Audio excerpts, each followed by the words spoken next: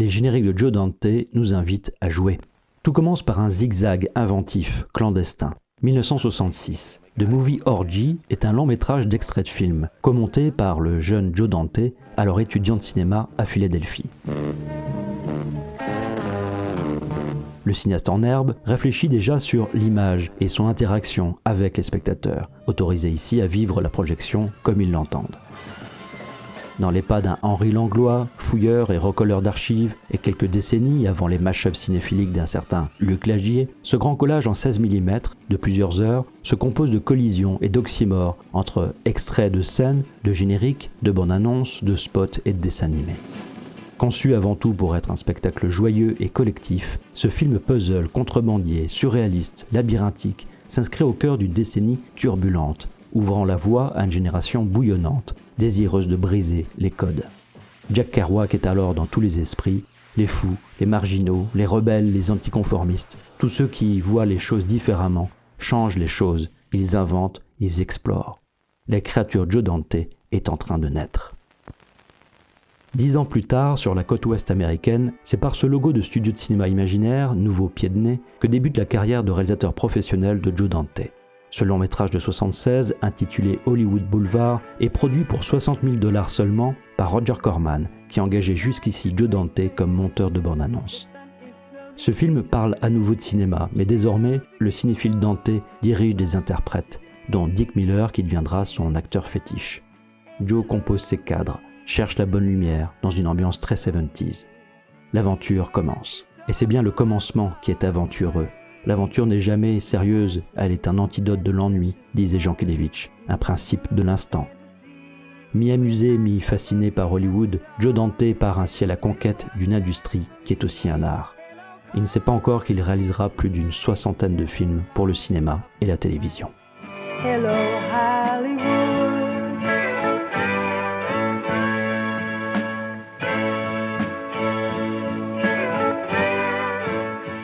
Des années 80 jusqu'à nos jours, le nom de Joe Dante, qui sonne comme un nom de fiction, se retrouve au générique de séries comme Police Squad, Amazing Stories, mais aussi Masters of Horrors, Salem, DC Legends et de plusieurs téléfilms dont le très réussi et politique Second Civil War en 1997. Véritable cinéphage, Joe Dante participe à la web-série Trailers from Hell depuis des années. Il y exhume de nombreux films d'antan. Hi, I'm Joe Dante. This is Trailers from Hell. It's Giant Ant Day. Et sa société de production, Renfield, est un hommage bien sûr à Dracula. Influencé autant par la SF et les comics que par Hitchcock, Ophuls ou Bava, Joe Dante aime les entrées en matière dans le vif du sujet, comme ici au début de son Piranhas en 1978.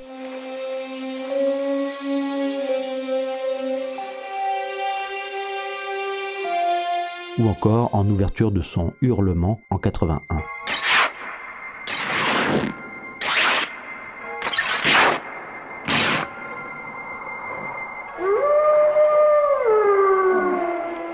Fidèle à son univers, on retrouvera ce sens de l'intro dans son dernier long métrage en date, Burying the Ex, en 2014, comédie horrifique, à petit budget, qui démarre avec ironie comme un blockbuster super-héroïque.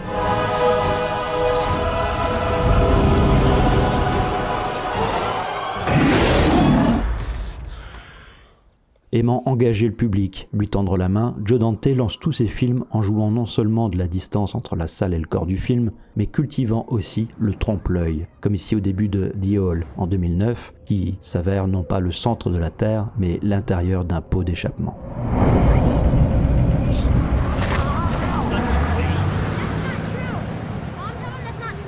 Le générique signé Wayne Fitzgerald pour L'Aventure intérieure en 1987 démarre lui aussi comme une fausse piste, brouillant l'identification du genre de film dans lequel on est plongé. Je n'ai jamais bien vu de mélanger les genres, admet Joe Dante. Or je trouve qu'il est plus intéressant de ne pas tout à fait savoir où les choses vont aller. Cette ouverture un peu space était en réalité une vue macroscopique d'un verre de whisky. L'art des génériques chez Joe Dante constitue souvent un petit cheval de Troie contre les conventions.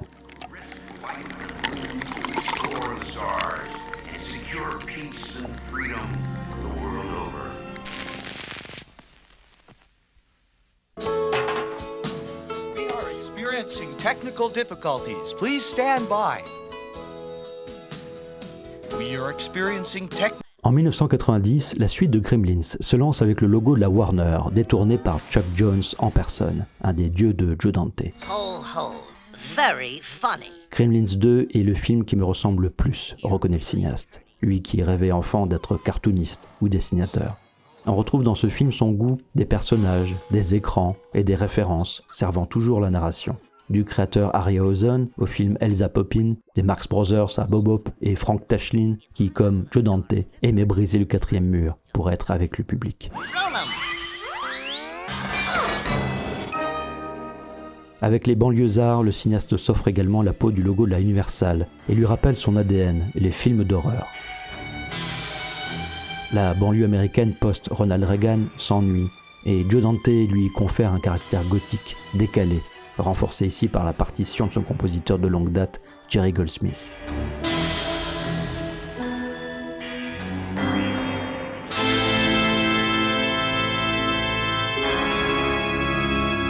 Les choses grandissent la nuit, écrivait Bob Dylan. Mon imagination ouvre ses portes, les idées préconçues s'évanouissent. Telle est la clé d'entrée chez Joe Dante qui n'a pas peur de changer de ton au beau milieu d'un début de film. On passe d'un coup de l'ombre à la lumière.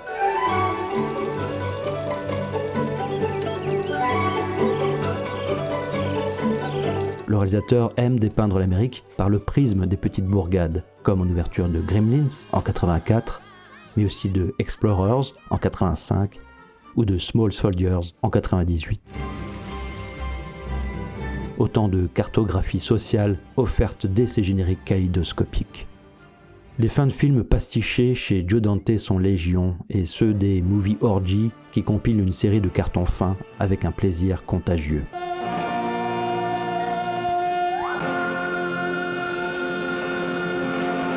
Ce goût sera réitéré tout au long de sa filmographie. Ici, la publicité des studios Universal, détournée. Là, avec l'irruption de Daffy Duck, qui trouve le générique bien long. Still lurking about? Don't you people have homes? Jusqu'à des scènes post-génériques de fin, avant que cela ne devienne une accroche commerciale. And we fade out. The end.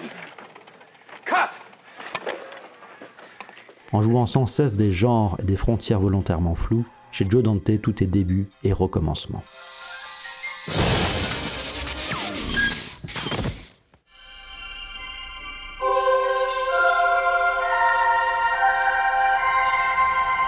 Le générique d'Explorers, film sorti en salle en 85 avant même qu'il ne soit tout à fait terminé, incarne cette émotion des commencements, chère à Serge Danet, qui nous permet de voir apparaître, émerger, naître quelque chose. Quelqu'un, une histoire, un personnage, une façon de faire.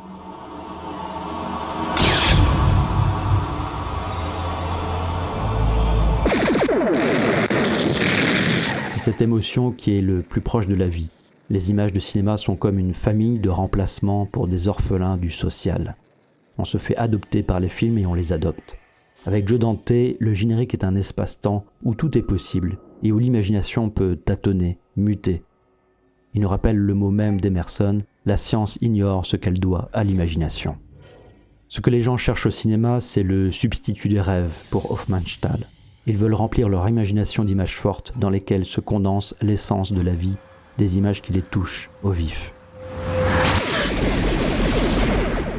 Mais s'il fallait revoir un générique chez Joe Dante. Clin d'œil à William Castle, Matinée, réalisé en 93, reste un de ses films les plus personnels.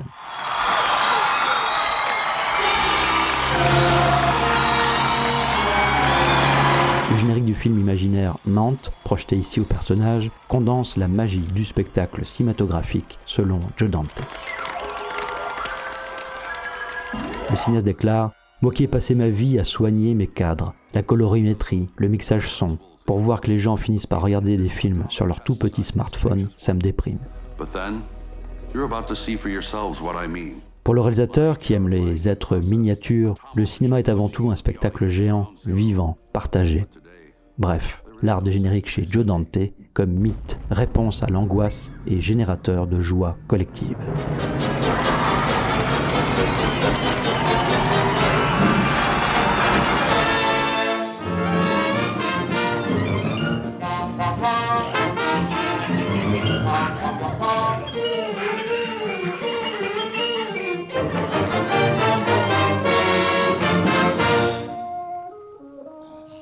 Hooray for Hollywood! And screwy ballyhooey Hollywood, where any office boy or young mechanic can be a panic with just a good